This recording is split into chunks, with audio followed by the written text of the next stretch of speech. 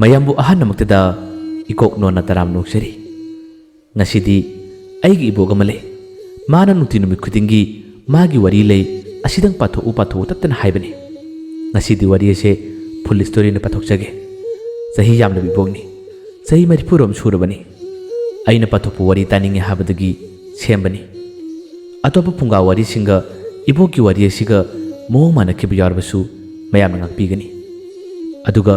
aikoina pujarak wari lai angaubina numidang hapjarake tabirasi ibok aduna pirak wari Laphu Mayol thaina yamna kuiraba matam amagi warini taibang miyoibaga laiga pangto tosinari panglei leminari gi matam ni chohai ningthauso palami khungangda makhoi matai manau ani khak thabak pudi yamna kanna sui adubu makhoi gi mamittadi macha habado sungu ubu phangde honaba yaba honai adubu mamitta macha uraktaba matam machida matai manau animak thamoi karami makhoi gi ahal sing adusu thabak yamna kanna sukhibana manung matam chadana ganna lekhiramde makhoi matai manau khak leibasida lai kaya am khurumi aduga mamitta macha uhanbiyu tattan hajarami kona thangdadi makhoina ishwar khurum jabado madugi mahaida khangde ahanba oina makhoi gi macha ma phangki macha ma phangle haduna matai manau ani do kaya gi mati harauki nungai ki adubu makhoi gi harauba nungai bado migup khara khatki oikhirami karigi dama oiriba makhoi gi macha nupa do kai gi sayonarami masimangna maram moraga taibang miyoi bisingi marakta mahak leiba pamde bisak pilingai digi hauna angan no matam na taibang miyo ole aduga numidangi matam dana umang na chalaga maki sinjak chaningi taibang miyoi bana chaba chak insang mangonda kiya hinade sahing chaningi masidagi matai manau ani du yana pakalami macha nupa aduna phajana hajarami ima aidi kai gi sayoni nakoi taibang mi singi marakta ai leiba pamde ai umang da lejage hayeng kadi matamda na chabani singnak patarabadi ai bu kopiro nakoi gi manakta lakke haduna macha aduna phajana hajaram daga mahak umang duna lekhirami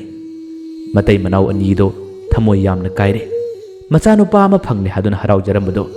kai gi sayon macha ma phangkhibana kari maktawni masidagi mathangdasu mamitta macha uhanbiyu haduna laithong kaya khurumjai honabi yaba honai mathangi anirak subu oina macha amsu phangki madusu ishorda makhoina khurumbu yaba khurumjaraga phangkiba machani laibak thibadi ani subu oina phangwa macha adusu kari oiri mahaksu laigi sayoni ishor laiden gi sayol orami masimangna maram moraga mahaksu taibang misingi marakta leiba pamde achauba pata isingda leiba palami mama mapa ni hen wabani ahan macha no pama phangne harau jarami adusu kai orami aduga anirak subsisu ishor laiden orami kari tawni mahaksu khara charot labutung hayeng matam amada mabuni singbira u hairam laga mahaksu taibang mising marakta leiba pamdabadagi atapa pat amada adum leikhirami matung tarakpadasu matai manau ani thabuk subi yaba sui honaba yaba honai ahumlak subu oina macha nupa amasu phangjai hadun harawi aduna makari kamdori mahagna amuk iroi gi sayon orami matai manau ani kaple ekhoi gi mitta uri bicha sing asibu karino tungi charon suron muttanaba isya matang pamjaba sida lai gi sagi kai gi sayang ngak toina phangli bisibu kari gi no haduna matai manau ani du kabe handaki ahum subagi iroi sidi madi labna leitre makhoi gi yumda adum sha onduna leiba pami taibang mi kisinjak chaningde aidi iroi adum olaga leijage marak mi onbado mahak pamde habadagi mahak pudi yumda leire adubu yum masigi damak hayeng tung kona charon suron gi damak khallaga macha amade pamle matai manau ani ishor khurma suglep lepte mari subdadi makhoina kapchaba makhoina wajabado taseng ishor ura male mari subdadi masak mato yamna phajaba yengbagi pen ba naidraba macha nupa matang phanjaki handak mukti तसेंग ताइबंग मी ओइरे मचा अदुगी मसक मतौ येंबगी पेनबा नाइद्रे करिगा सैथानी करिगा Parman तौगनी अयेंब खुदिमकी थमोय सुमनिंगाइनी मसिदगी mama Mopa अनिगी थमोय अदु पेंजदुना मखोयगी मचा सिदी लफु मयोन द मयोन कुमी इचा सिगी मिंग लफु मयोन कौशी हादुना लफु मयोन कोरमी ममा मपा अनिदुना मचा नपा लफु मयोन की दमकता होनबी याब होनबी तांसिनबा याब कया अमा तांसिनबी लफु मयोन पुंका खरा चरलबा माना ज्ञान तरक्को मतमदा ममाना मचादा फजना ताकपिरमी अखोयगी युमदा लोइदबी इरोइसे नंगी हेक मथकना यामनी लाइगी सयोनी ताइबंग मी ओनम ngambani अदुबु महाक्ति इरोइ ओलगा लेजगे हादुना अदुम लेखिबनी नयामबदा थक्सी खसी कायबा थबक तौगुनु ताइबंग मिरोन पुन्ना खंगने हाबसे पुन्ना ताकपिरमी अदुगा मथक्ता लेखिबा मयामबा अनि कई यमदे लाइरेंदुगी मरमददी ममाना करिमता हाइकिदे मखोयदी याम लामा लेखिबनी युम असिदा लाकद्रा लालोइद्रा हाबदो ममादुना खंगदबदगी हाइदबनी अमक्सु मखोयगी मरमदा हारगदी मचादुना कीखिनि खनबदगी तक्थोखिदे मतै मनाव अनिदुना मचा नुपा लफुमयोनबु चाउनबियोरले लफुमयोन हजिक्ति पाखंग मपुंग मरि हाबदो फरकले लाइबक थीबनी नोमगी थबक सुबा मचट्ट मतमदा लफुमयोनगी ममागा मपागा निदो मखोयगी अरोइबनु हाबदो ताखिरमे खुदोंग थीबा थौदोक अमदा मखोय अनि पुन्ना लेखिरमदे मसिदगी महाकी मयाम्बा इरोय अदुना लफुमयोनबु सेनादुना मतम अयाम्बदा दुम लामे ममा मपा लेखिद्रबतुंग लफुमयोनना युमगी थबकसिंग होनबा याबा होने मयाम्बगी दमक साजिकसिंग माना पुन्ना होने असुमना ममा मपा अनिगी कुमोनसु लोइखिरमी नोंमदी लफुमयोनना मागे मयाम्बा इरोय अदुबु तोंलगा लम कोथोलुसि हादुना मखोय अनि कोइथोकपा लामे मयाम्बा इरोय अदुगी मथक्ता तोंलगा फजरबा खुंगंग अदुगी तनतना चिंया तमजागी येंगबदा पुनिंग हुरबा मफमसिंग लफुमयोनना येंगले पुनिंग कयादा नुंगाइदे पेंजरे असुम लाकु मतमदा चिंया योरकदबा खजिकता ngaire मतमबुदी यामना ngale नुंगसासु यागना सारमी चिंयागी लंबी मया अमदा मसा मरेंग फन्ना फजरबा पुनिंग हुरबा खोंनांग पांबी अमखा हौरी मदुदगी खरा चथोकलगा पुखरी अमसु लेदे पुखरी अदो इसिंग कया लेद्रे फनामना कंगले खोंनांग पांबीदुगी मना यौद्रिंगै पुखरी अदुना हाना लेबनी पुखरी अदुगी मया योरक्को मतमदा इरोय अदुदी लयोनिंगबा कया अमदि फावरे महागना महाकी मनाव नुपा लफुमयोनदा हाइरे इनाव इबुंगो नंग ngahaktang असाइदा लेयो सानगा साबने पुखरी असिगी इसिंग असि उबदा नयामबदा लयोनिंगमना कैनोमा तौरिने अइ ngahaktang पुखरी सिदा कुमगे लफुमयोनसु मयामना हाइदबु वादु यारे मयामबु ngaina lambi mapa lamada mahagna phamli चिंखोंगलोमदे येंगदुना चिंखोंग अदुगी फजरबु उ पांबिसिंग अदुना मागी पुनिंग चिंखिल्ली पुनिंग हुरी मयामना पुखरी दु कुमथरगा मसापु मथरो थरो ओली कयादु नुंगाइजरी असुमना मयामबु ngaina फमलिंगै खरा लापतंगना हौरिबा खोंनांग पांबियुदुगी मथक्ता तोंगलिबि हेलोय अमना लफुमयोन उरमी लफुमयोनगी मसक मतौ फजबा येंगबदा पुनिंग हुरबा पेनबा नाइतबा मागी सक्तमुदुना हेलोय अदु ngaure महाकी मसेसिंग अतोप मफमदा पाइखिबनी चटखिबनी महाक मतोम खक्तना खोंनांग पांबिसिदा लेहबो तंजाने हेलोय अतोमबी हाइबदुनी नुमित चप युंगबगी नुक्सा मंगान यागलबसिदा ngawrok ngawna फजरब सकफम अमना लंबी मया असिदा फमलिबसि उबदा हेलोय अदो मागी थमोय सुमल्ले मसा मतोमदा सोर लोन हौरे कयादा फजखरबनो ए अइदि करिगिनो मागी मसक असि उबदा अइगी थमोय असिदा करिगुमा खरा हंगलिबा करिगिनो असुक कुइबसे अइगी पुनिंगदा वाखंदा करिगुमा अमता फाउद्रगा मसिगी ताइबंग मिसि उबदा अइना माब अदु याम नुक्सिरिबा अदु यामना पामलिबसिबो कानदे मसिगी ताइबंग मिसे अइगी नुपा ओइदबा यादे अइगी नुपा ओइदबा यादे महाक्ति लफुमयोनदा पुंगाव ngaurabani मिकुप खरगी मतुंगददी हेलोय अदुना ताइबंग मी सादुना फजरबी ताइबंग मी अमगे सक्तम लोरमी अदुगा लफुमयोनना उनबा हादुना असोम लंबी मपा लमदा तमना लालगा महाक फमली लफुमयोनसु कोइना ओंथोरक्पा मतमदा नुपी अमा फमलगा लेरिबदु उरम्मि महाक उबदगी लफू मयोनगी वाखंदसु ए कनानो सिंगया असिदा कना अमत याउदना मतोंदा फमलिबा नुपीसिबो ए मादि करिगिनो अई अमुक्ता चंगलगा हंगे असुमना लफू मयोन नुपीयुदगी मनाक तमना चले मसक मतौ फजबा येंबगी पुनिंग छुमलबा पेनबा नाइदबा मागी माइथोंग अदु उबदा लफू मयोनसु पुंगाव ngorami aduga manak naksilakka matamdasu heloina sayon tawribi nupi adunasu लफू मयोनबु कयागी मतिक नुसिजरिबा कयागी मतिक ngawjariba लफू मयोन मंगोंदा नंगदी करी मरमगिदमक मफम असिदना तोमता लेरिबनो कना कना लामिनबनो नंगबु कदाइदगिनो हंगे नुपी अदुना समजिन सजिनबु वहाइदा मागिद कना मत लेते नुती नुमित खुदिंगी लबुक लमहांग सिंया तमजादा पेरुक किंगोय हेकप लाए अदुगा युमगिदमक चानबु होनबनि हादुना तम्मी मान हारिबु खुदिमक लफू मयोन पुन्ना थाजरमी महाकी मसक मतौदा ngawraba लफू मयोनना नुपी असिबु मागी लोइनबी ओइना मागी युमदा पुसिन्न पामे महागना हंगे नंगिना युमदि कदाइदगिनो आई नंगिना सकना तौसी उबदा आई ngawre नहाकपु आईगी नुपी ओइना पुसिन्न पामे आईगिसु इमा इपा कना अमत लेत्रे नंगिसु कना अमत लेते हारबदी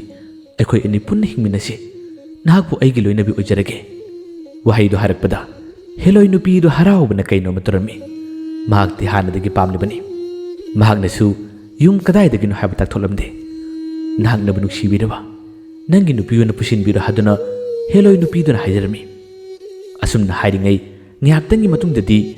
इरोयदो पुखिरी काखलै माना काखलक्को मतमददी मनाउ नुपादु लेरमदबदगी कोयेंग येले येलक्को मतमदा खरा लापना कनागुमि नुपी अमगा मागा वरी सारिबदु उरमी मदु उबदगी इरोयदो यामना फिंगना लाई नुपी अदु मी नते हेलोइने हाइबा इरोयदुगी मितदी पुन्ना खंगले उरे मसिदगी मनाउ नुपादुगी मतेंग पांगे हादुना चलकपनी लफू मयोनगी मना हेक योबगा लफू मयोनना हाना नुपीदु तामी महाकसे आइगी यामने ताइबंग मिरोन पुन्ना खंगमने हेलोइदुसु इरोयदु उबा मतमदा खंगे महाकसे ताइबंग मिनते हेलोइने हाइबसि इरोयदुना खंखरनी अदुना मनाउ नुपादा लाइनि हादुना ताकथोकिदरा हादुना पाखलमी ꯉꯥꯛꯇꯪ ꯃꯁꯥ ꯄꯨꯝꯕ ꯍꯨꯃꯥꯡ ꯀꯥꯡꯉꯤ इरोयदुनसु हेलोइदु येंग मतमदा मागी वखन मागी पुक्सिन पुन्ना खंगे मनाउ नुपाबु मांगहनबा लाकपा नते मनाउ नुपाबु नुक्सिबदगी मागी मनाक्ता लाकपनि हाब खंगे मनाउ नुपा लफू मयोनसु मयाम्बा इरोयदा फजना हाजरमी नुपी असिगिदमक कना अमता लेत्रे आई मागी मतेंग पांगबा पामे आईगी नुपी योइना माकु पुसिन्ना पामे हादुना इरोयदा हाजरमी इरोयदुनसु मनाउ नुपागी अपामदु यारमी मसिदगी हेलोइ नुपी ताइब मी सारिबदो कयागिबदी हराउजे नुंगाइजे मचे तरुक लाक्त्रिङै महाक लफू मयोनगी मतुंग इन्दुना अदुम मयुम तमना चखिरमी असुमना हेलोइ नुपीदो ताइब मी सादुना लफू मयोनगी नुपी ओइखिरमी असोमदना मचे तरुक अदु लाल्बा मतमदा मनाउ नुपी अतोम्बी हेलोइदो लेरमदबदा मखोइ कदाइ चखरबना हादुना कोइथि थिरमी अखोइना चथोलंगुना हाइबनी कदाइदनो माना चलिसिबो हादुना मखोइ थीबि याबथि फंगद्रे नुमिदांगी मतमदा मसेम तरुक्की मंगलांदा हेलोइ नुपी अतोम्बीदुना मंगलान लोइ करियो लामी अदुगा महांगना हाइरे ताइबंग मी अमबु माना खोइदारुरे नुसिरुरे ताइबंग मी अमगा आइगी हिंगमिनरगे इसेम तरुंगना आइबु लौबा लाक्पिगनु आइगिदमक मंगोन पिबिरो इसेम तरुकपु ननाउना खुरुमजरी हादुना मंगलांदा लामी मसेम तरुक अदो ममित सिलक्को मतमदा साउबन अमुक्तबा मै हरबनी अदुबु मखोइनि यामना लुना तौजबी मनाउ नुपी अतोम्बीनी मागी याइफनबगिदमक खल्लगा मखोइ वादी करिमता ngakide अदुबु मखोइगिसु मपा इबुंगो हाइना मलैरि मपा इबुंगोना सागुदा हादुनदी पाखलमी सोरारेंदा लेख्रबा मखोइगी मपा इबुंगोदा मखोइ तरुंना पाखत पाखत कीना तमी मनाउ नुपी अतोम्बीदो मखोइगी मरक्ता लेते ताइबंग मी अमबु माना नुसी खोइदाजै हादुना ताइबंग मी अमगी मतुंग इल्लगा ताइबंग मी अमग माकी हिंगमिनख्रे हादुना मखोइना पाखक पाखन तमजे मखोइ तरुकी पाखचबदो मपा इबुंगोदुना पुन्ना खंगे साउबगी मुहुत्ता मपा इबुंगोदुना नोकफेट तौना खुमी महाकी मराइबकिनी महाकी मराइबक आइना पुन्ना खंगे Magi apama tawrasunu nungaina hingjarasunu haduna mapa ibungo aduna mangon pibidai. Masem taruksu yamna haraujarami. Asomda Laphu Mayon amadi magi nupi nungaina hingminari. Mayam adugidamak Laphu Mayonasu magi nupinasu mateng pangi magu irujabiba magidamak sajik pijaba adum tawbiri. Matam kharagi matungdadi nongma Laphu Mayona leiriba khung aduda ningthau amadi magi manai masen khara koithorei. Yamna lapa khungdani makoina leiriba makoina asum lapka matamda pukri amadagi ising solaga kakhibi masak matau phajarabi yengbada puning hudabi nupi du urami. Laphu Mayon gi nupi ni magi masak matau du ubada ningthau du pungau ngaure. Asidi kanagi nupi no asak kuina ningthau na lelakpache mado na phajabi mado na puning sumat pin nupi se amukta phabu udre. Hey inaisha nupi sibu yengni asibu kanagi nupi no. Manai masen sing nupi adugi tung lamna ina handuna kadai no kanana yengu haduna yenghalami. Mana changkibu yum punna khangle. Ningthau adugi wakhandasu khanjarami man aigi konungda ningthau aigi nupiyuna leiba tarabadi konung ase ingna mara setna pangini haduna khanjarami. Masak matau phajabi mahakpu yelaga aigi puchi se lelege haduna khanjarai. Atopa kanagum amagi nupiyurasu aigi loinabi oina mabulu singani haduna ningthau aduna chapnuna khali. Nupi asiga maramda thigarhanba yaba sing thigalhalle hojikte punna khangle. Laphu Mayon kaubu nupa amagi nupini habase ningthau na khangle. Masidagi ningthau na magi mayumna hankrabatung manai masen sing thaduna numitugi nongala kumatamda Laphu Mayon kauru haduna thakirami. Laphu Mayon su ningthau gi yathangni ningthau na laktabi yade haduna pau pirakpadagi mahaksu ningthau gi manak tamna lami. Ningthau ga maga wari sane ningthau na magi puningi apamba kudimak punna hairami. Laphu Mayon bu mana yamna usittana nahaki nupi ase aina pamjare aina khoidajare ningthau aigi konungda thamge mahakpa ingonda piro haduna napal kan hajarami. Laphu Mayon waidu taba matamda thawai yama nungaramde adubu ningthau da mahana kari tawruni karamna khut tharuni thabasu ngamdre. Thawai di yama nungaitana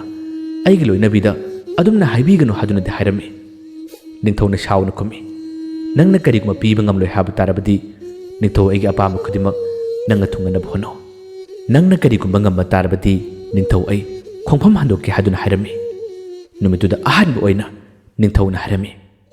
Lamdam masigi nokpok ithang thang basidaida umang ngam leibani. Madugi umangdagi kai yamagi masing khandang na piba ngamba tarabadi ai khongpham handokkani. Aina haiba thabakto hayengi numitta tawgadabani. Hayengi numitta aigi inai sensing tharakkani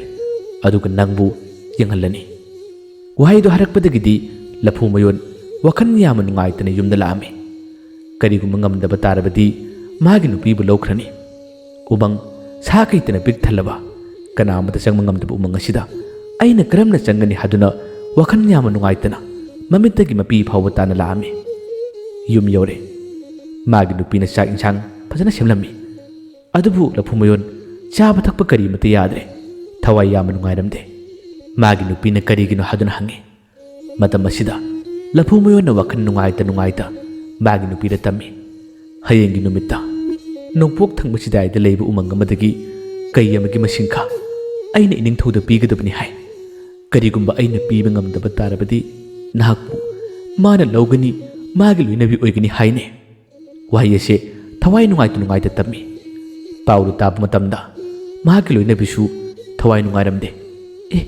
Inangthaugi wakhansidi karino haduna tamna chole. Mahak kari tawni karamna kaigi masingkha pigani. Kaigi manak changba habsidi adum taibang mi urabadi sakhiba tabani khanbada ma yamna warami. Wakhan nungaita Laphu Mayon ado sumanglamda manglam malga thorei. Magi mataw ado magi mayamba iroyoduna urami. Iroyduna magi matawdu ubada amukta tawdaba mawang asina manaw nupasi kadorabna haduna khalami. Numidangi matamsu oiribani. Manaw nupabu magi manakta law haduna kausili. Laphu Mayon changi nanga nungaitabdugi maram karino engonda hayu haduna mayamba iroyna hangi. Laphu Mayon na ningthau na harapwa wa khudimuk punna tami. ꯍꯌꯦꯡꯒꯤ ꯅꯨꯃꯤꯠꯇ ꯀꯩꯒꯤ ꯃꯁꯤꯡ ꯀꯥꯞꯄꯤꯌꯨ ꯃꯁꯤꯡ ꯀꯥꯞꯄꯤꯕ ꯉꯝꯗꯕ ꯇꯥꯔꯕꯗꯤ ꯃꯥꯒꯤ ꯂꯣꯏꯅꯕꯤ ꯑꯁꯤꯕꯨ ꯅꯤꯡꯊꯧꯅ ꯃꯨꯟꯒꯅꯤ ꯍꯥꯏꯕꯒꯤ ꯄꯥꯎ ꯑꯁꯤ ꯃꯌꯥꯝꯕꯅ ꯇꯥꯕ ꯃꯇꯝꯗ ꯃꯌꯥꯝꯕꯅ ꯀꯟꯅ ꯀꯟꯅ ꯅꯣꯛꯈꯠꯂꯛꯏ꯫ ꯍꯦ ꯑꯄꯪꯕ ꯑꯉꯥꯡ, ꯅꯪꯅ ꯀꯔꯤꯒꯤ ꯑꯗꯨꯒꯤꯗꯃꯛ ꯋꯥꯔꯤ? ꯅꯤꯡꯊꯧꯅ ꯍꯥꯏꯔꯤꯕꯗꯣ ꯅꯪꯕꯨ ꯉꯝꯂꯣꯏ ꯈꯟꯗꯨꯅ ꯍꯥꯏꯕꯅꯤ꯫ ꯑꯗꯨꯕꯨ ꯅꯪꯉꯣꯟꯗꯗꯤ ꯑꯁꯤꯒꯤ ꯊꯕꯛꯁꯤ ꯀꯩꯁꯨ ꯅꯠꯇꯦꯅꯤ, ꯅꯪꯅ ꯀꯔꯤꯒꯤꯗꯃꯛ ꯃꯊꯥ ꯁꯥꯔꯤꯕꯅꯣ? ꯃꯌꯥꯝꯕꯒꯤ ꯋꯥꯍꯩꯗꯨꯗ ꯂꯐꯨ ꯃꯌꯣꯟ ꯉꯛꯄꯅ ꯀꯩꯅꯣꯝꯃ ꯇꯧꯔꯝꯃꯤ꯫ ꯀꯩꯒꯤ ꯃꯅꯥꯛꯇ ꯀꯔꯝꯅ ꯆꯪꯒꯅꯤ? ꯑꯩꯅ ꯀꯔꯝꯅ ꯃꯁꯤꯡꯈꯥ ꯂꯧꯒꯅꯤ ꯍꯥꯏꯗꯨꯅ ꯃꯅꯥꯎꯅꯨꯄꯥ ꯂꯐꯨ ꯃꯌꯣꯟ ꯍꯪꯉꯤ꯫ ꯃꯁꯤꯗꯒꯤ ꯃꯌꯥꯝꯕ ꯏꯔꯣꯏ ꯑꯗꯨꯅ ꯋꯥꯔꯤ ꯇꯝꯂꯛꯏ꯫ ꯅꯪꯅ ꯈꯪꯗꯕꯒꯤꯅꯤ, ꯏꯃꯥ ꯄꯥꯕꯨꯡꯅꯁꯨ ꯅꯪꯉꯣꯟꯗ ꯍꯥꯏꯔꯝꯗꯦ, ꯑꯗꯨꯕꯨ ꯑꯩ ꯉꯁꯤꯗꯤ ꯍꯥꯏꯒꯦ꯫ ꯅꯍꯥꯛꯀꯤ ꯅꯌꯥꯝꯕꯨꯡ ꯈ꯭ꯋꯥꯏꯗꯒꯤ ꯑꯍꯜ ꯑꯗꯣ ꯀꯩꯒꯤ ꯁꯥꯌꯣꯟꯅꯤ꯫ ꯏꯌꯥꯝꯕ ꯑꯗꯨꯅꯁꯨ ꯀꯔꯤꯒꯨꯝꯕ ꯍꯌꯦꯡ ꯃꯇꯝ ꯑꯃꯗ ꯃꯥꯒꯤ ꯃꯇꯦꯡ ꯄꯥꯝꯂꯕꯗꯤ ꯃꯥꯕꯨ ꯅꯤꯡꯁꯤꯡꯂꯛꯎ, ꯃꯥꯕꯨ ꯎꯅꯕ ꯂꯥꯎ ꯍꯥꯏꯔꯝꯕꯅꯤ꯫ ꯂꯥꯛꯑꯣ, ꯏꯌꯥꯝꯕꯗꯨꯒꯤ ꯃꯅꯥꯛꯇ ꯆꯠꯁꯤ, ꯑꯗꯨꯒ ꯅꯪꯒꯤ ꯑꯄꯥꯝꯕ ꯑꯅꯤꯡꯕꯗꯣ ꯅꯌꯥꯝꯕꯗ ꯍꯥꯏꯔꯨ ꯂꯥꯎ꯫ ꯑꯁꯨꯝꯅ ꯃꯌꯥꯝꯕꯅ ꯋꯥꯗꯨ ꯍꯥꯏꯔꯛꯄꯗꯒꯤ ꯂꯐꯨ ꯃꯌꯣꯟ ꯍꯔꯥꯎꯖꯔꯝꯃꯤ꯫ ꯑꯩꯒꯤ ꯏꯌꯥꯝꯕ ꯀꯩ ꯑꯃ ꯂꯩꯕꯣꯏꯔꯦꯀꯣ ꯍꯥꯏꯗꯨꯅ ꯊꯃꯣꯏꯗ ꯆꯥꯎꯊꯣꯛꯆꯔꯝꯃꯤ꯫ ꯅꯨꯃꯤꯗꯥꯡꯒꯤ ꯃꯇꯝꯗ ꯃꯌꯥꯝꯕꯨꯡ ꯀꯩ ꯑꯗꯨꯕꯨ ꯎꯅꯕ ꯂꯥꯛꯑꯝꯃꯤ꯫ ꯃꯌꯥꯝꯕꯨꯡ ꯀꯩ ꯑꯗꯨ ꯏꯔꯣꯏ ꯑꯗꯨꯅ ꯀꯧꯊꯣꯛꯄꯗꯒꯤ ꯃꯅꯥꯎꯅꯨꯄꯥꯒꯤ ꯃꯅꯥꯛ ꯇꯝꯅ ꯃꯍꯥꯛ ꯂꯥꯛꯑꯦ꯫ ꯏꯔꯣꯏ ꯑꯗꯨꯅ ꯃꯅꯥꯎꯅꯨꯄꯥ ꯑꯇꯣꯝꯕ ꯂꯐꯨ ꯃꯌꯣꯟꯕꯨ ꯃꯌꯥꯝꯕ ꯀꯩꯗ ꯃꯁꯛ ꯇꯥꯛꯑꯝꯃꯤ꯫ ꯀꯩ ꯑꯗꯨꯅꯁꯨ ꯃꯅꯥꯎꯅꯨꯄꯥ ꯑꯇꯣꯝꯕꯗꯨ ꯎꯕꯗ ꯃꯃꯤꯠꯇ ꯏꯔꯥ ꯆꯦꯅ ꯅꯨꯡꯁꯤꯅ ꯌꯦꯡꯉꯤ꯫ ꯑꯣ, ꯑꯩꯒꯤ ꯏꯅꯥꯎꯅꯨꯄꯥ ꯑꯇꯣꯝꯕ, ꯇꯥꯏꯕꯪꯃꯤ, ꯍꯥꯏꯌꯨ, ꯅꯪꯒꯤ ꯀꯔꯤ ꯑꯄꯥꯝꯕ ꯂꯩꯕꯅꯣ? ꯉꯁꯤ ꯅꯌꯥꯝꯕꯒꯤ ꯅꯥꯛꯇ ꯂꯥꯛꯄꯕꯨ ꯍꯥꯏꯗꯨꯅ ꯋꯥ ꯍꯪꯉꯤ꯫ ꯃꯇꯝ ꯑꯁꯤꯗ ꯂꯐꯨ ꯃꯌꯣꯟꯅ ꯅꯤꯡꯊꯧꯅ ꯍꯥꯏꯔꯛꯄ ꯈꯨꯗꯤꯡꯃꯛ ꯄꯨꯟꯅ ꯍꯥꯏꯔꯝꯃꯤ꯫ ꯃꯅꯥꯎꯅꯨꯄꯥꯒꯤ ꯑꯋꯥꯕꯗꯨ ꯇꯥꯕꯗ ꯀꯩ ꯑꯗꯨꯅꯁꯨ ꯅꯪ ꯀꯔꯤꯒꯤ ꯋꯥꯔꯤ? ꯅꯌꯥꯝꯕ ꯂꯩꯔꯤꯕꯁꯤꯕꯨ ꯍꯥꯏꯗꯨꯅ ꯅꯪꯒꯤ ꯃꯇꯦꯡ ꯄꯥꯡꯒꯅꯤ꯫ ꯍꯌꯦꯡꯒꯤ ꯅꯨꯃꯤꯠꯇ ꯎꯃꯪ ꯑꯁꯤꯗꯒꯤ ꯃꯄꯥꯡꯒꯜ ꯁꯣꯜꯂꯕ ꯀꯩ ꯑꯃ ꯅꯪꯒꯤꯗꯃꯛ ꯈꯨꯗꯣꯜ ꯄꯤꯒꯅꯤ, ꯃꯥꯒꯤ ꯃꯁꯤꯡꯈꯥ ꯅꯪꯉꯣꯟꯗ ꯄꯤꯒꯅꯤ ꯍꯥꯏꯗꯨꯅ ꯃꯌꯥꯝꯕꯅ ꯊꯥꯖꯕ ꯄꯤꯔꯝꯃꯤ꯫ ꯑꯁꯨꯝꯅ ꯃꯌꯥꯝꯕ ꯎꯅꯔꯕ ꯇꯨꯡ ꯏꯔꯣꯏ ꯑꯗꯨꯒ ꯂꯐꯨ ꯃꯌꯣꯟꯒ ꯌꯨꯝꯗ ꯂꯥꯛꯑꯝꯃꯤ꯫ ꯃꯥꯒꯤ ꯅꯨꯄꯤꯗꯁꯨ ꯃꯌꯥꯝꯕ ꯀꯩ ꯑꯃ ꯂꯩ ꯍꯥꯏꯕꯁꯦ ꯄꯨꯟꯅ ꯇꯝꯃꯤ꯫ ꯅꯣꯡꯉꯥꯜꯂꯛꯂꯦ꯫ ꯅꯤꯡꯊꯧꯒꯤ ꯃꯅꯥꯏꯁꯤꯡꯅ ꯁꯪꯂꯒ ꯍꯧꯖꯤꯛꯇꯤ ꯂꯐꯨ ꯃꯌꯣꯟ ꯅꯣꯡꯄꯣꯛ ꯊꯪꯕꯒꯤ ꯆꯤꯗꯥꯏꯗ ꯂꯩꯔꯤꯕ ꯎꯃꯪ ꯑꯔꯣꯝꯕ ꯊꯥꯖꯤꯜꯂꯝꯃꯤ꯫ ꯃꯈꯣꯏꯒꯤ ꯋꯥꯈꯜꯗꯗꯤ ꯂꯐꯨ ꯃꯌꯣꯟ ꯆꯪꯈ꯭ꯔꯕꯗꯤ ꯑꯃꯨꯛ ꯍꯟꯅ ꯊꯣꯔꯛꯄ ꯉꯝꯃꯔꯣꯏ, ꯀꯩꯅ ꯆꯥꯗꯨꯅ ꯁꯤꯈ꯭ꯔꯅꯤ ꯈꯜꯂꯨꯕꯅꯤ꯫ ꯑꯗꯨꯕꯨ ꯄꯨꯡ 4-5ꯒꯤ ꯃꯇꯨꯡꯗꯗꯤ ꯅꯤꯡꯊꯧꯒꯤ ꯑꯄꯥꯝꯕ ꯃꯇꯨꯡ ꯏꯟꯅ ꯀꯩ ꯃꯁꯤꯡꯈꯥ ꯑꯗꯨ ꯃꯥꯅ ꯄꯨꯔꯒ ꯊꯣꯔꯛꯏ, ꯑꯗꯨꯒ ꯅꯤꯡꯊꯧꯗ ꯃꯥꯅ ꯀꯠꯂꯝꯃꯤ꯫ ꯅꯤꯡꯊꯧ ꯑꯗꯣ ꯉꯛꯄꯅ ꯀꯩꯅꯣꯝꯃ ꯇꯧꯈꯤꯔꯝꯃꯤ꯫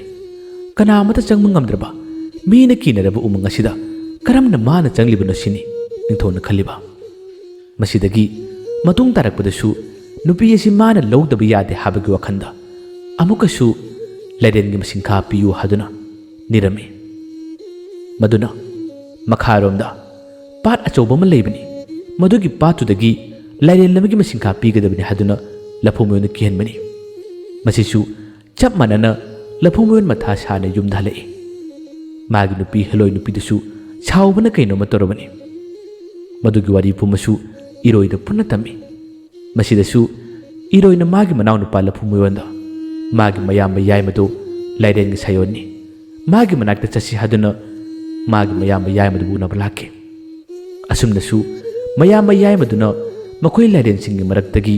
ꯃꯄꯥꯡꯒꯜ ꯁꯣꯜꯂꯕ ꯑꯅꯥꯕ ꯂꯩꯔꯦꯟ ꯑꯃꯒꯤ ꯃꯁꯤꯡꯈꯥ ꯃꯥꯅ ꯄꯤꯕꯤꯔꯝꯃꯤ꯫ ꯑꯁꯨꯝꯅꯁꯨ ꯅꯤꯡꯊꯧꯗ ꯀꯠꯂꯤ꯫ ꯅꯤꯡꯊꯧ ꯑꯗꯣ ꯀꯔꯤ ꯇꯧꯅꯤ? ꯂꯐꯨ ꯃꯌꯣꯟꯅ ꯄꯤꯕ ꯉꯝꯂꯣꯏ, ꯃꯥ ꯁꯤꯒꯅꯤ ꯈꯟꯗꯨꯅ ꯊꯥꯖꯤꯜꯂꯤꯕ ꯈꯨꯗꯤꯡꯃꯛ ꯄꯨꯟꯅ ꯄꯤꯔꯛꯄꯁꯤꯗ ꯉꯛꯄꯅ ꯀꯩꯅꯣꯝꯃ ꯇꯧꯔꯝꯃꯤ, ꯃꯊꯥ ꯐꯥꯎꯕ ꯁꯥꯔꯕꯅꯤ꯫ ꯃꯊꯪꯗꯤ ꯀꯔꯤ ꯑꯃꯨꯛ ꯅꯤꯒꯅꯤ ꯍꯥꯏꯗꯨꯅ ꯅꯤꯡꯊꯧ ꯑꯗꯨ ꯈꯜꯂꯛꯏ꯫ ꯋꯥꯈꯜ ꯑꯃ ꯂꯥꯛꯂꯦ꯫ ꯃꯊꯪꯒꯤ ꯅꯨꯃꯤꯠꯇꯁꯨ ꯂꯐꯨ ꯃꯌꯣꯟꯕꯨ ꯃꯥꯅ ꯀꯧꯔꯝꯃꯤ, ꯑꯗꯨꯒ ꯍꯥꯏꯔꯦ, ꯂꯐꯨ ꯃꯌꯣꯟ, ꯑꯩꯒꯤ ꯑꯄꯥꯝꯕ ꯈꯨꯗꯤꯡꯃꯛ ꯅꯪꯅ ꯊꯨꯡꯍꯜꯂꯦ, ꯅꯤꯡꯊꯧ ꯑꯩ ꯄꯦꯜꯂꯦ꯫ ꯑꯗꯨꯕꯨ ꯅꯤꯡꯊꯧ ꯑꯩꯒꯤ ꯁꯪꯒꯥꯏ ꯑꯁꯤꯗ ꯈꯨꯟ ꯈꯨꯟꯒꯤ ꯃꯤꯑꯣꯏꯁꯤꯡꯅ ꯂꯣꯏꯄꯣꯠ ꯀꯥꯔꯛꯄꯁꯤꯗ ꯑꯩꯒꯤ ꯁꯪꯒꯥꯏꯗ ꯐꯧ ꯊꯣꯏꯗꯤꯡ ꯄꯨꯟꯅ ꯆꯥꯏꯔꯒ ꯂꯩꯔꯦ꯫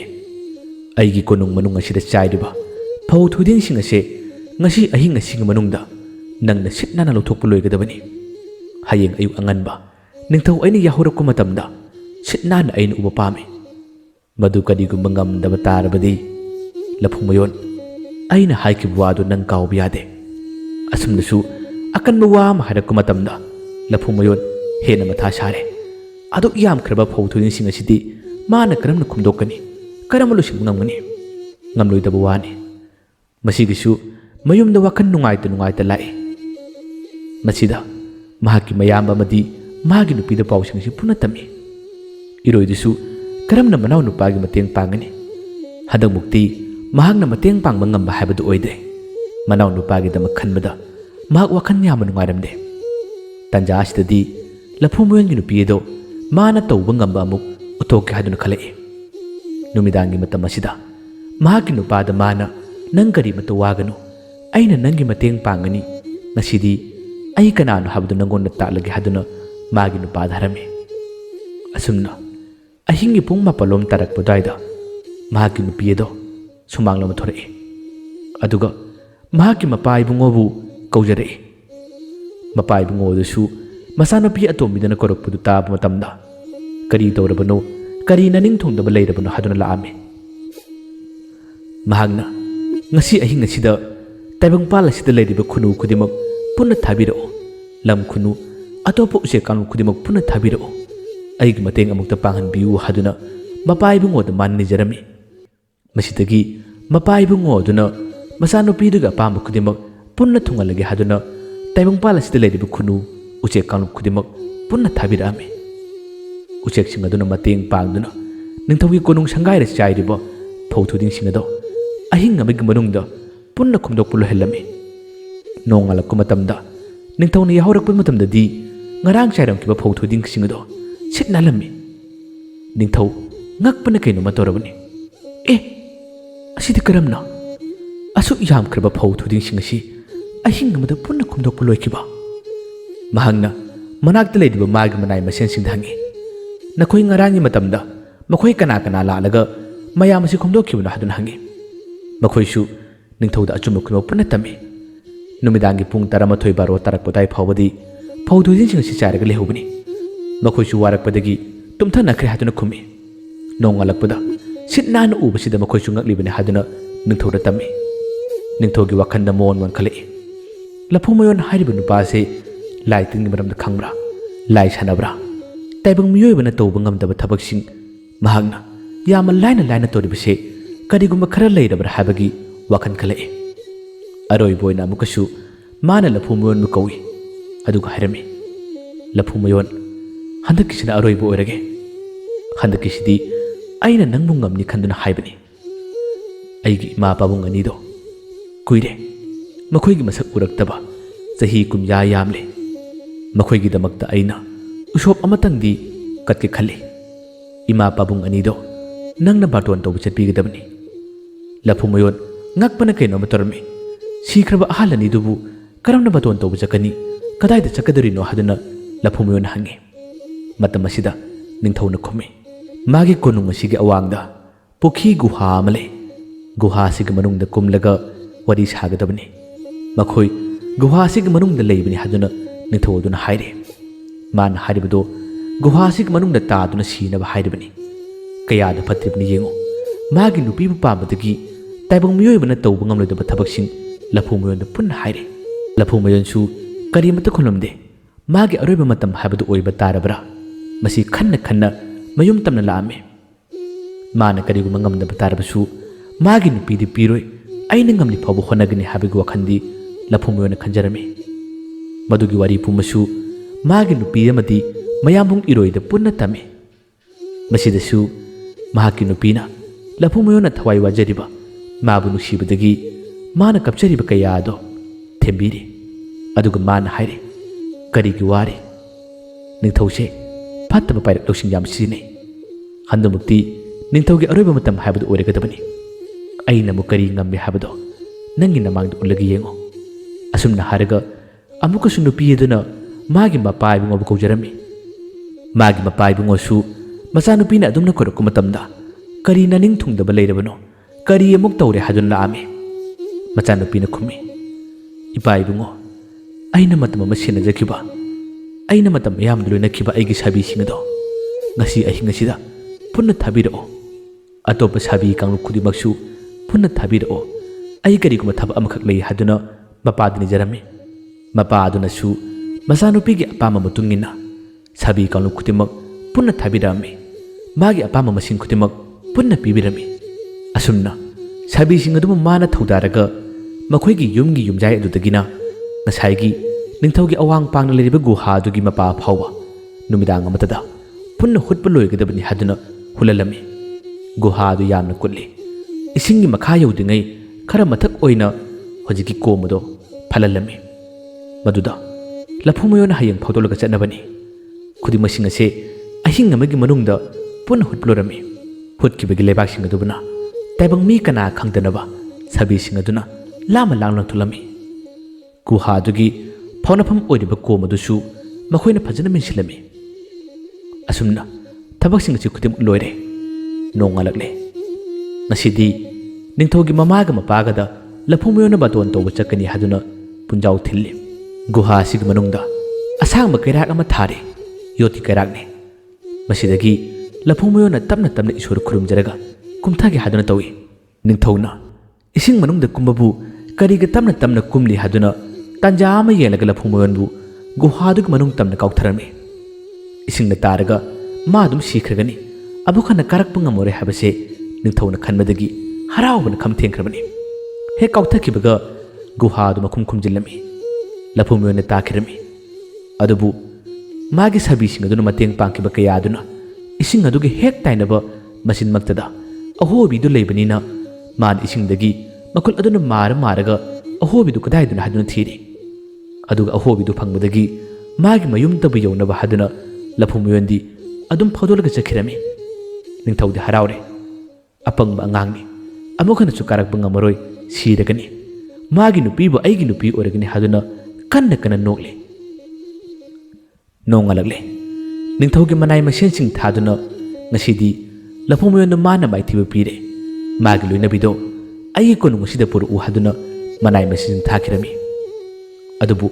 ꯑꯉꯛꯄꯒꯤ ꯃꯁꯛꯅꯤ꯫ ꯃꯈꯣꯏꯅ ꯂꯐꯨ ꯃꯌꯣꯟꯒꯤ ꯌꯨꯝ ꯍꯦꯛ ꯌꯧꯕ ꯃꯇꯝꯗꯗꯤ ꯂꯐꯨ ꯃꯌꯣꯟ ꯑꯗꯣ ꯃꯪꯒꯣꯟꯗ ꯍꯤꯗꯥꯛ ꯐꯨ ꯑꯃ ꯆꯤꯡꯂꯒ ꯐꯝꯂꯒ ꯂꯩꯔꯤꯕꯗꯨ ꯎꯔꯝꯃꯤ꯫ ꯂꯐꯨ ꯃꯌꯣꯟꯕꯨ ꯎꯕꯗꯒꯤ ꯃꯈꯣꯏ ꯃꯌꯥꯝ ꯑꯗꯣ ꯉꯛꯄꯅ ꯀꯩꯅꯣꯝꯃ ꯇꯧꯔꯝꯃꯤ꯫ ꯅꯤꯡꯊꯧꯒꯤ ꯃꯌꯨꯝ ꯇꯝꯅ ꯂꯥꯛꯂꯦ꯫ ꯑꯗꯨꯒ ꯅꯤꯡꯊꯧꯗ ꯃꯈꯣꯏꯅ ꯇꯝꯂꯦ꯫ ꯂꯐꯨ ꯃꯌꯣꯟꯗꯤ ꯃꯥꯒꯤ ꯌꯨꯝꯒꯤ ꯃꯪꯒꯣꯟꯗ ꯐꯝꯂꯒ ꯍꯤꯗꯥꯛ ꯆꯤꯡꯍꯧꯏ ꯍꯥꯏꯗꯨꯅ ꯇꯝꯃꯤ꯫ ꯃꯁꯤꯗꯒꯤ ꯅꯤꯡꯊꯧ ꯑꯗꯣ ꯉꯛꯄꯅ ꯀꯩꯅꯣꯝꯃ ꯇꯧꯔꯝꯃꯤ꯫ ꯑꯗꯨ ꯑꯣꯏꯕ ꯇꯥꯔꯕꯗꯤ ꯂꯐꯨ ꯃꯌꯣꯟꯗꯣ ꯑꯩꯒꯤ ꯀꯣꯅꯨꯡ ꯇꯝꯅ ꯄꯨꯔꯛꯎ ꯍꯥꯏꯗꯨꯅ ꯑꯃꯨꯛꯀꯁꯨ ꯍꯥꯏꯔꯝꯃꯤ꯫ ꯂꯐꯨ ꯃꯌꯣꯟꯗꯣ ꯅꯤꯡꯊꯧꯒꯤ ꯀꯣꯅꯨꯡ ꯇꯝꯅ ꯂꯥꯛꯑꯦ꯫ ꯅꯤꯡꯊꯧꯅ ꯍꯪꯉꯤ, ꯑꯩꯅ ꯉꯔꯥꯡ ꯅꯪꯕꯨ ꯕꯥꯔꯇꯣꯟ ꯇꯧꯕ ꯊꯥꯈꯤꯕꯗꯣ ꯅꯪꯗꯤ ꯀꯔꯝ ꯇꯧꯔꯛꯏ? ꯑꯩꯒꯤ ꯏꯃꯥ ꯄꯥꯕꯨꯡꯗꯣ ꯎꯅꯔꯛꯄ꯭ꯔꯥ? ꯂꯐꯨ ꯃꯌꯣꯟꯁꯨ ꯃꯥꯒꯤ ꯅꯨꯄꯤꯅ ꯍꯥꯏꯔꯛꯄꯒꯤ ꯃꯇꯨꯡ ꯏꯟꯅ ꯅꯨꯄꯤꯗꯨꯅ ꯍꯥꯏꯌꯨ ꯍꯥꯏꯕ ꯋꯥ ꯈꯨꯗꯤꯡꯃꯛ ꯄꯨꯟꯅ ꯍꯥꯏꯕ ꯍꯧꯔꯛꯏ꯫ ꯏꯅꯤꯡꯊꯧ, ꯑꯩꯅ ꯉꯔꯥꯡ ꯒꯨꯍꯥ ꯑꯗꯨꯒꯤ ꯃꯅꯨꯡꯗ ꯏꯅꯤꯡꯊꯧꯅ ꯀꯥꯎꯊꯔꯛꯄꯗꯣ ꯑꯩ ꯏꯁꯤꯡ ꯑꯗꯨꯒꯤ ꯃꯅꯨꯡꯗ ꯂꯨꯞꯄꯦ꯫ ꯇꯁꯦꯡꯅ ꯆꯨꯝꯃꯤ꯫ ꯑꯩꯅ ꯏꯁꯤꯡ ꯑꯗꯨꯒꯤ ꯃꯅꯨꯡ ꯐꯥꯎꯊꯈ꯭ꯔꯕ ꯃꯇꯝꯗ ꯏꯅꯤꯡꯊꯧꯒꯤ ꯏꯃꯥꯒ ꯄꯥꯕꯨꯡ ꯑꯗꯣ ꯑꯩꯅ ꯊꯦꯡꯅꯩ꯫ ꯃꯈꯣꯏꯗꯤ ꯑꯍꯜ ꯌꯥꯝꯅ ꯑꯣꯏꯔꯦ, ꯃꯁꯝꯁꯨ ꯄꯣꯛ ꯉꯥꯛꯇ ꯉꯥꯏꯔꯦ꯫ ꯑꯩꯅ ꯅꯤꯡꯊꯧꯅ ꯅꯈꯣꯏꯒꯤꯗꯃꯛꯇ ꯎꯁꯣꯞ ꯑꯃ ꯀꯠꯀꯗꯧꯔꯤ, ꯃꯥꯅ ꯕꯥꯔꯇꯣꯟ ꯇꯧꯔꯨ ꯍꯥꯏꯗꯨꯅ ꯊꯥꯔꯛꯄꯅꯤ ꯍꯥꯏꯗꯨꯅ ꯍꯥꯏꯕ ꯃꯇꯝꯗ ꯃꯈꯣꯏꯅ ꯋꯥ ꯑꯃ ꯍꯥꯏꯔꯛꯏꯅꯤ ꯅꯤꯡꯊꯧ꯫ ꯋꯥꯔꯨ ꯇꯥꯕꯗ ꯅꯤꯡꯊꯧꯅ ꯀꯔꯤ ꯋꯥꯅꯣ ꯍꯥꯏꯗꯨꯅ ꯍꯪꯉꯤ꯫ ꯂꯐꯨ ꯃꯌꯣꯟꯅ ꯇꯝꯃꯤ, ꯃꯈꯣꯏꯅ ꯍꯥꯏꯔꯛꯄꯗꯕꯨ ꯃꯈꯣꯏꯗꯤ ꯑꯍꯜ ꯌꯥꯝꯅ ꯑꯣꯏꯔꯦ, ꯂꯥꯛꯄꯁꯨ ꯈꯔ ꯈꯨꯗꯣꯡ ꯆꯥꯗ꯭ꯔꯦ꯫ ꯃꯈꯣꯏꯅ ꯉꯜꯂꯤꯉꯩ ꯃꯇꯝꯗ ꯏꯅꯤꯡꯊꯧꯒꯤꯅꯤ ꯍꯥꯏꯗꯨꯅ ꯁꯅꯥ ꯂꯨꯄꯥ ꯀꯌꯥ ꯑꯃ ꯊꯜꯂꯝꯃꯤ ꯍꯥꯏꯅꯤ꯫ ꯃꯗꯨꯒꯤ ꯁꯅꯥ ꯂꯨꯄꯥꯁꯤꯡ ꯑꯗꯣ ꯅꯤꯡꯊꯧꯗ ꯈꯛꯇ ꯄꯤꯅꯤꯡꯉꯤ, ꯑꯇꯩ ꯀꯅꯥ ꯑꯃꯠꯇꯗ ꯑꯗꯨꯒꯤ ꯂꯩꯐꯝ ꯇꯥꯛꯅꯤꯡꯗꯦ, ꯅꯤꯡꯊꯧꯕꯨ ꯑꯃꯨꯛꯇꯪ ꯎꯅꯕ ꯄꯥꯝꯃꯤ ꯍꯥꯏꯗꯨꯅ ꯄꯥꯎ ꯍꯥꯏꯔꯛꯏꯅꯤ꯫ ꯏꯅꯤꯡꯊꯧ, ꯌꯥꯔꯒꯗꯤ ꯃꯗꯨꯒꯤ ꯁꯅꯥ ꯂꯨꯄꯥ ꯂꯟꯊꯨꯝꯁꯤꯡ ꯑꯗꯣ ꯑꯃꯨꯛꯇꯪ ꯂꯧꯕꯤꯕꯅ ꯐꯒꯅꯤ ꯈꯜꯂꯤ꯫ ꯅꯤꯡꯊꯧ ꯍꯔꯥꯎꯕꯅ ꯈꯝꯊꯦꯡꯉꯤ꯫ ꯂꯟꯊꯨꯝꯁꯤꯡ ꯑꯗꯨ ꯐꯪꯕ ꯇꯥꯔꯕꯗꯤ ꯃꯥꯒꯤ ꯀꯣꯅꯨꯡ ꯑꯁꯦ ꯑꯃꯨꯛ ꯍꯦꯟꯅ ꯆꯥꯎꯈꯠꯂꯅꯤ ꯍꯥꯏꯕꯒꯤ ꯋꯥꯈꯟꯗ ꯃꯁꯥ ꯄꯨꯝꯕ ꯀꯩꯅꯣꯝꯃ ꯇꯧꯈ꯭ꯔꯦ꯫ ꯂꯐꯨ ꯃꯌꯣꯟꯗ ꯃꯥꯅ ꯍꯪꯉꯤ, ꯑꯗꯨꯗꯤ ꯀꯔꯝꯕ ꯀꯥꯟꯗ ꯑꯩꯒꯤ ꯏꯃꯥ ꯄꯥꯕꯨꯡꯗꯣ ꯎꯅꯕ ꯐꯪꯒꯅꯤ? ꯃꯈꯣꯏꯅ ꯀꯔꯤ ꯀꯔꯤ ꯍꯥꯏꯔꯛꯀꯦ ꯃꯔꯤꯛ ꯆꯨꯝꯅ ꯇꯝꯃꯨꯅꯦ꯫ ꯃꯈꯣꯏꯅ ꯍꯥꯏꯕꯗ ꯃꯈꯣꯏꯗꯤ ꯌꯥꯝꯅ ꯊꯨꯅ ꯆꯠꯂꯒꯅꯤ, ꯉꯁꯤ ꯍꯌꯦꯡ ナꯏꯗꯅ ꯃꯈꯣꯏꯒꯤ ꯃꯅꯥꯛꯇ ꯂꯥꯛꯎ, ꯂꯩꯐꯝ ꯃꯔꯨ ꯇꯥꯛꯂꯒꯦ, ꯍꯦꯟꯅ ꯅꯨꯡꯉꯥꯏꯅꯕ ꯇꯥꯛꯄꯤꯔꯝꯒꯦ ꯍꯥꯏꯅꯤ꯫ ꯅꯤꯡꯊꯧꯅ ꯏꯁꯤꯡ ꯃꯅꯨꯡꯗꯗꯤ ꯀꯔꯝꯅ ꯃꯈꯣꯏ ꯋꯥꯔꯤ ꯁꯥꯒꯅꯤ, ꯏꯔꯥꯛꯅꯒꯅꯤ? ꯏꯁꯤꯡ ꯃꯅꯨꯡꯗ ꯑꯩꯈꯣꯏ ꯇꯥꯏꯕꯪ ꯃꯤꯕꯨ ꯁꯣꯔ ꯍꯣꯟꯕ ꯉꯝꯒꯗ꯭ꯔꯥ? ꯂꯐꯨ ꯃꯌꯣꯟꯅ ꯈꯨꯝꯃꯤ, ꯅꯤꯡꯊꯧ ꯀꯔꯤꯃꯠꯇ ꯋꯥꯒꯅꯨ, ꯏꯔꯥꯛꯅꯗꯕꯅꯤ, ꯁꯣꯔ ꯍꯣꯟꯕ ꯉꯝꯃꯅꯤ꯫ ꯏꯅꯤꯡꯊꯧ,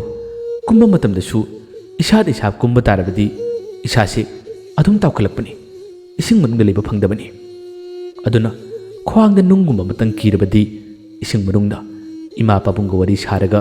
ꯉꯥꯏꯍꯥꯛꯇꯪꯒꯤ ꯃꯇꯨꯡꯗꯗꯤ ꯑꯗꯨꯝ ꯀꯥꯈꯠꯂꯛꯄ ꯐꯪꯒꯅꯤ ꯅꯤꯡꯊꯧ ꯈꯨꯗꯣꯡꯆꯥꯕꯁꯦ ꯃꯥꯡꯍꯟꯕꯤꯒꯅꯨ ꯑꯩꯁꯨ ꯀꯔꯤꯝꯇ ꯇꯧꯗ꯭ꯔꯤꯕꯁꯤꯅꯤ ꯑꯩ ꯉꯔꯥꯡ ꯏꯁꯤꯡ ꯃꯅꯨꯡꯗ ꯀꯨꯏꯅ ꯂꯩꯔꯤꯕꯅꯤ ꯏꯃꯥ ꯄꯥꯕꯨꯡꯒꯤ ꯃꯍꯩ ꯑꯗꯨꯅ ꯑꯩꯅ ꯏꯁꯤꯡ ꯃꯅꯨꯡꯗ ꯁꯣꯔꯍꯟꯕ ꯉꯝꯃꯅꯤ ꯑꯩꯅ ꯂꯩꯐꯝꯗꯨ ꯇꯥꯛꯄꯤꯌꯨ ꯑꯩꯅ ꯇꯝꯒꯦ ꯍꯥꯏꯕ ꯃꯇꯝꯗ ꯏꯅꯤꯡꯊꯧꯗ ꯑꯩꯅ ꯍꯥꯏꯔꯣꯏꯗꯕꯣꯏ ꯈꯟꯗꯨꯅ ꯃꯈꯣꯏꯅ ꯍꯥꯏꯗꯕꯅꯤ ꯍꯌꯦꯡꯒꯤ ꯅꯨꯃꯤꯠꯇ ꯑꯃꯨꯛꯇꯪ ꯀꯨꯝꯕꯤꯌꯨꯅꯤ ꯏꯅꯤꯡꯊꯧ ꯍꯥꯏꯗꯨꯅ ꯂꯐꯨ ꯃꯌꯣꯟꯅ ꯐꯖꯅ ꯁꯦꯝꯖꯤꯟ ꯁꯥꯖꯤꯜꯂꯒ ꯇꯝꯃꯤ ꯅꯤꯡꯊꯧ ꯑꯗꯨ ꯀꯌꯥꯗ ꯄꯪꯂꯤꯕꯅꯣ ꯊꯥꯖꯔꯝꯃꯤ ꯌꯥꯔꯦ ꯂꯟ ꯊꯨꯝ ꯍꯦꯟꯅ ꯂꯩꯔꯒꯅꯤ ꯍꯦꯟꯅ ꯏꯅꯥꯛ ꯈꯨꯜꯂꯒꯅꯤ ꯍꯥꯏꯕꯒꯤ ꯋꯥꯈꯟꯗ ꯅꯨꯃꯤꯠ ꯑꯗꯨꯒꯤ ꯅꯣꯡꯉꯥꯜꯂꯛꯄ ꯃꯇꯝꯗ ꯅꯤꯡꯊꯧ ꯑꯗꯨꯅ ꯃꯥꯒꯤ ꯏꯃꯥ ꯄꯥꯕꯨꯡꯒꯤ ꯃꯅꯥꯛꯇ ꯕꯥꯇꯣꯟ ꯇꯧꯕ ꯆꯠꯀꯅꯤ ꯑꯩꯅ ꯒꯨꯍꯥꯁꯤꯡ ꯃꯅꯨꯡꯗ ꯆꯪꯂꯒ ꯏꯃꯥ ꯄꯥꯕꯨꯡꯗ ꯕꯥꯇꯣꯟ ꯇꯧꯒꯅꯤ ꯍꯥꯏꯗꯨꯅ ꯃꯌꯥꯝ ꯈꯪꯍꯜꯂꯝꯃꯤ ꯑꯗꯨꯒ ꯒꯨꯍꯥ ꯑꯗꯨꯒꯤ ꯃꯅꯨꯡꯗ ꯅꯤꯡꯊꯧ ꯂꯐꯨ ꯃꯌꯣꯟ ꯍꯥꯏꯕꯒꯤ ꯃꯇꯨꯡ ꯏꯟꯅ ꯈ꯭ꯋꯥꯡꯗ ꯈꯔ ꯂꯨꯝꯕ ꯅꯨꯡ ꯑꯃ ꯀꯤꯔꯒ ꯀꯨꯝꯊꯔꯝꯃꯤ ꯌꯣꯠꯀꯤ ꯀꯩꯔꯥꯛ ꯑꯗꯣ ꯇꯞꯅ ꯇꯞꯅ ꯀꯨꯝꯊꯔꯝꯃꯤ ꯑꯗꯨꯒ ꯂꯐꯨ ꯃꯌꯣꯟꯅ ꯒꯨꯍꯥ ꯑꯗꯨꯒꯤ ꯃꯊꯛꯇ ꯂꯩꯔꯒ ꯏꯅꯤꯡꯊꯧ ꯃꯈꯥꯗ ꯂꯨꯞꯊꯕꯤꯔꯣ ꯏꯃꯥ ꯄꯥꯕꯨꯡꯕꯨ ꯎꯅꯕꯤꯔꯣ ꯍꯥꯏꯗꯨꯅ ꯃꯥꯅ ꯀꯟꯅ ꯂꯥꯎꯔꯛꯏ ꯅꯤꯡꯊꯧꯁꯨ ꯀꯩꯔꯥꯛ ꯑꯗꯨꯒꯤ ꯃꯈꯥ ꯑꯔꯣꯏꯕ ꯃꯆꯤꯟꯗꯒꯤ ꯏꯁꯤꯡ ꯑꯗꯨꯒꯤ ꯃꯅꯨꯡꯗ ꯃꯥꯒꯤ ꯃꯃꯥ ꯄꯥꯕꯨꯡ ꯂꯩꯕ꯭ꯔꯥ ꯍꯥꯏꯗꯨꯅ ꯂꯨꯞꯊꯔꯝꯃꯤ ꯑꯗꯨꯕꯨ ꯀꯔꯤ ꯂꯩꯅꯤ ꯀꯔꯤꯁꯨ ꯂꯩꯇꯕꯅꯤ ꯈ꯭ꯋꯥꯡꯗ ꯅꯨꯡ ꯑꯆꯧꯕ ꯑꯃ ꯀꯤꯈꯤꯕꯗꯨꯅ ꯏꯁꯤꯡꯗ ꯃꯥ ꯉꯥꯏꯍꯥꯛꯇꯪ ꯂꯣꯠꯂꯕ ꯇꯨꯡꯗ ꯃꯊꯛꯇ ꯐꯥꯎꯒꯠꯅꯕ ꯍꯣꯠꯅꯩ ꯑꯗꯨꯕꯨ ꯐꯥꯎꯒꯠꯄ ꯉꯝꯗ꯭ꯔꯦ ꯏꯔꯥꯛꯅꯕꯅ ꯍꯦꯟꯗꯨꯅ ꯅꯤꯡꯊꯧ ꯑꯗꯣ ꯒꯨꯍꯥ ꯑꯗꯨꯒꯤ ꯃꯅꯨꯡꯗ ꯇꯥꯗꯨꯅ ꯑꯗꯨꯃꯛ ꯁꯤꯔꯝꯃꯤ ꯃꯇꯧ ꯑꯁꯨꯝꯅ ꯐꯠꯇ꯭ꯔꯕ ꯂꯩꯕꯥꯛ ꯉꯥꯛꯄꯒꯤ ꯃꯍꯨꯠꯇ ꯅꯨꯄꯤꯗ ꯆꯣꯞꯄ ꯂꯟ ꯊꯨꯝꯗ ꯍꯦꯟꯅ ꯃꯤꯍꯧꯕ ꯀꯔꯥꯝ ꯆꯥꯎꯕ ꯅꯤꯡꯊꯧ ꯑꯗꯣ ꯒꯨꯍꯥ ꯑꯗꯨꯒꯤ ꯃꯅꯨꯡꯗ ꯇꯥꯗꯨꯅ ꯁꯤꯈꯤꯔꯝꯃꯤ ꯑꯗꯨꯒ ꯂꯐꯨ ꯃꯌꯣꯟ ꯑꯃꯗꯤ ꯃꯥꯒꯤ ꯅꯨꯄꯤ ꯍꯦꯂꯣꯏ ꯑꯗꯨꯒ ꯃꯌꯥꯝꯕ ꯏꯔꯣꯏꯗꯤ ꯃꯇꯨꯡ ꯇꯥꯔꯛꯄꯗ ꯅꯨꯡꯉꯥꯏꯅ ꯑꯗꯨꯝ ꯍꯤꯡꯈꯤꯔꯝꯃꯤ ꯉꯁꯤꯒꯤ ꯋꯥꯔꯤꯁꯤ ꯇꯥꯕꯤꯔꯒ ꯃꯌꯥꯝꯒꯤ ꯋꯥꯈꯜꯗ ꯀꯔꯤ ꯐꯥꯎꯕꯤꯔꯛꯄꯒꯦ ꯍꯥꯏꯕꯗꯨꯁꯨ ꯃꯌꯥꯝꯅ ꯀꯃꯦꯟꯗ ꯍꯥꯏꯕꯤꯔꯝꯃꯨ ꯏꯕꯣꯛ ꯑꯗꯨꯒꯤꯗꯃꯛꯇꯁꯨ ꯃꯌꯥꯝꯅ ꯋꯤꯁ ꯈꯔꯗꯪ ꯑꯣꯏꯔꯕꯁꯨ ꯄꯤꯕꯤꯔꯝꯃꯨ ꯃꯌꯥꯝꯕꯨ ꯑꯔꯣꯏꯕꯗ ꯑꯃꯨꯛ ꯍꯟꯅ ꯈꯨꯔꯨꯝꯖꯔꯤ